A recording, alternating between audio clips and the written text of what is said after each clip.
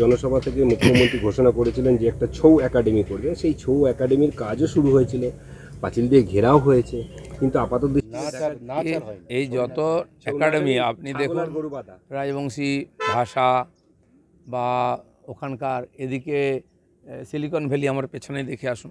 আমি বলছি ওগুলো না করে সোজা ছাগলের ফার্মই করুন আপনি, কারণ সব জায়গায় ছাগল ঘুরে বেড়াচ্ছে। ছৌ একাডেমি থেকে আরম্ভ করে সিলিকন ভ্যালি ছাগল, গরু, ভেড়া এগুলো ঘুরে বেড়াচ্ছে। তো ওদের জন্য পয়সা দিন না, কিছু ইনকাম হবে। ছাগল গোট ফার্ম করে দিন সব জায়গায়, তাহলে লাভ লোকসান। কারণ আপনি তো খালি ভোট চান, কিছু চান না। সন্দেশখালী ঘটপাত্র সহ একাধিক বিজেপি কর্মীরা থানায় অভিযোগ দায়ের করেছেন, যদিও পুলিশ রিসিভ কপি দেয়নি। আমাদের ক্যান্ডিডেটের নামে এফআইআর হয়ে যাচ্ছে, যিনি লোকসভার ক্যান্ডিডেট, অথচ তিনি কমপ্লেন করতে গেলে কোনো এফআইআর নেওয়া হচ্ছে না। বিচিত্র পুলিশ। এই জন্য আমি বলেছি পুলিশকে কি করব এরপরে, আর সেটা করবই। চণ্ডীপুরে দাদা শঙ্কুদেব পান্ডার ওপর হামলা হলো, কি বলবেন বিষয়টা? বহু জায়গায় হচ্ছে, কর্মীদের উপর হামলা, আমাদের ক্যান্ডিডেটের উপর হামলা, আমার উপরে একাধিকবার হয়েছে।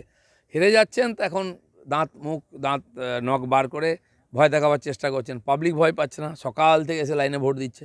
এখন যারা প্রচার করছে তাদেরকে চমকে ধমকে মানুষকে আটকাবার চেষ্টা হচ্ছে, কোনো লাভ নেই।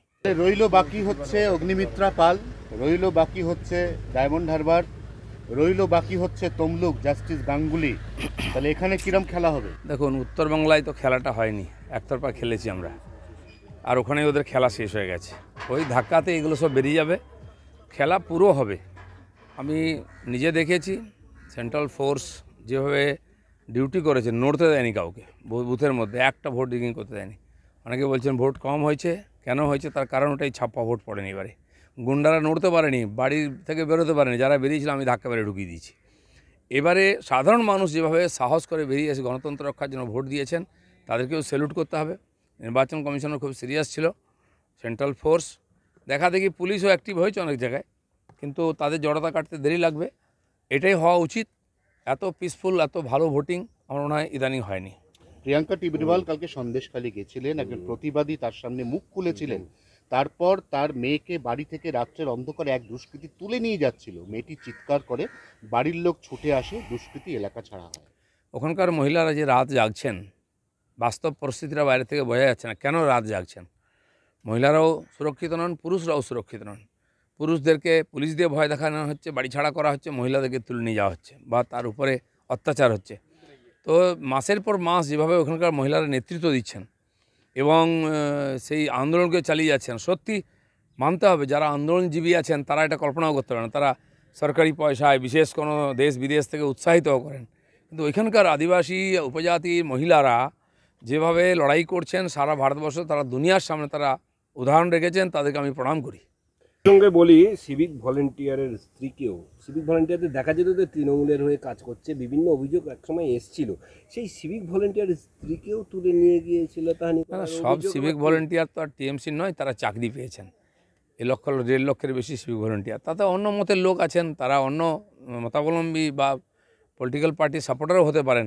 কিন্তু যাই হোক, একজন মহিলা, একজন নাগরিক, তার সুরক্ষা থাকবে না, তার সঙ্গে এরকম ব্যবহার করা হবে। তারপরে মমতা ব্যানার্জি বড় বড় কথা বলবেন, তারপরে অভিষেক ব্যানার্জি বড় বড় কথা বলবেন, ভিডিও বার করবেন পয়সা দিয়ে, এগুলো কি লোক বুঝতে পারছে না? সব পরিষ্কার হয়ে যাবে ইলেকশন থেকে, রেজাল্ট সব, আর তার উত্তর পেয়ে যাবেন। বনগাঁ, গাইঘাটা এইসব জায়গায় ভোটের আগেই গতকাল সিএ এর ভিত্তিতে প্রথম নাগরিকত্ব দেওয়া শুরু করে দিল কেন্দ্র। দিল্লিতে 14 জন বসবাসকারী, তাদেরকে শংসাপত্র কালকে দিয়ে দেওয়া হলো। এটা কি ভোটের চাল? দেখুন, সরকার কথা দিয়েছে, সরকার কাজ করেছে। সরকারি প্রশাসনের কাজ চলতেই থাকে সারা বছর, ভোট দেখে হয় না। তা সেই জন্য যে বিল এসেছে, তারপরে রুল পাস হয়েছে, তার প্রসেস শুরু হয়ে গেছে। আমার তো মনে হয় যারা পেয়েছেন পাকিস্তান থেকে আসা, যারা উদ্বাস্তু, তারা পেয়েছেন। এবার বাংলাদেশ থেকে আরম্ভ করে আফগানিস্তান, সব জায়গার যারা উদ্বাস্তু তারা পাবেন। আর এই প্রসেস চলতে থাকবে। যারা আওয়াজ দিয়েছিলেন চলতে দেবেন না, করতে দেবেন না, তাদেরকে দাঁড়িয়ে দাঁড়িয়ে দেখতে হবে। শুভেন্দুর গড়ে মুখ্যমন্ত্রী যাচ্ছেন, নিশ্চয়ই একটা সবার নজর রয়েছে, তো কি বলতে পারেন বলে? হ্যাঁ, জঙ্গলমহল গেছিলেন, বর্ধমানেও 18 দিন ছিলেন, তারপরে বুঝে গেছেন রেজাল্ট কী হবে। এখন খালি সময় কাটাচ্ছেন, কথাবার্তার আওয়াজ পাল্টে গেছে, সুর পাল্টে গেছে। আমি যেটা বলেছিলাম যে প্রথম নির্বাচন কমিশন, সেন্ট্রাল ফোর্স, শেষে ইভিএমকে দোষ দেওয়া হবে, দেখুন সেখানেই ঘুরে ফিরে গাড়ি চলে এসে, এর বাইরে কিছু করতে পারবেন না, দাঁড় করিয়ে হারাবো আমরা। পূর্বাঞ্চলে বিজেপি হাফ, দক্ষিণ ভারতে বিজেপি সাফ। জয়রাম রমেশের এই কথার পরেই কালকে মুখ্যমন্ত্রী বলেছেন যে ইন্ডিয়া জোট সরকার বললে আমরা বাইরে থেকে সাপোর্ট দেবো। কোনো ভিতরে যেতেই পারবেন না, কারণ কেউ ডাকবে না, এমন জায়গায় পৌঁছে দেবো ওদেরকে না, কোনো রোলই থাকবে না সারা ভারতবর্ষে।